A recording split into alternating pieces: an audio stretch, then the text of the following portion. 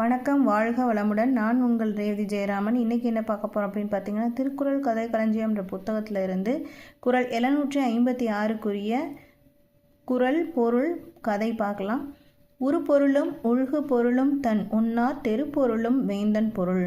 பொருள் உடையார் இன்மையால் தானே வரும் பொருளும் சுரங்கத்தால் கிடைக்கும் பொருளும் தன் பகைவரிடம் திரையாய் பெறும் பொருளும் அரசனுக்குரிய பொருள்களாகும். இந்த குறளுக்குரிய கதை ஆசிரியருக்காக அப்படின்ற தலைப்பில் கொடுத்துருக்காங்க.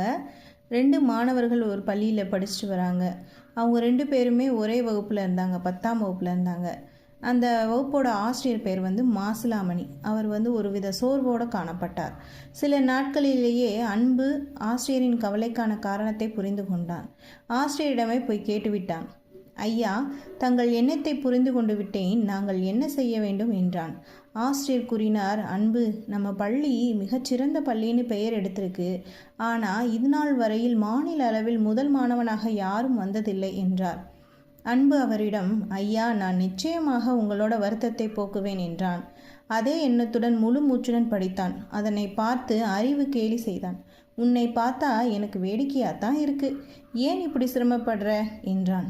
அன்பு அவனிடம், நான் மாநில அளவில் முதல் மாணவனாக வருவேன், ஆசிரியரையும் பெருமைப்படுத்துவேன் என்றான். 10ஆம் வகுப்பு பொதுத் தேர்வில் மாநிலத்திலேயே முதல் மாணவனாக வந்தான். ஆசிரியரும் மனம் உவந்து அன்புவை பாராட்டினார். நன்றி. வாழ்க வளமுடன்.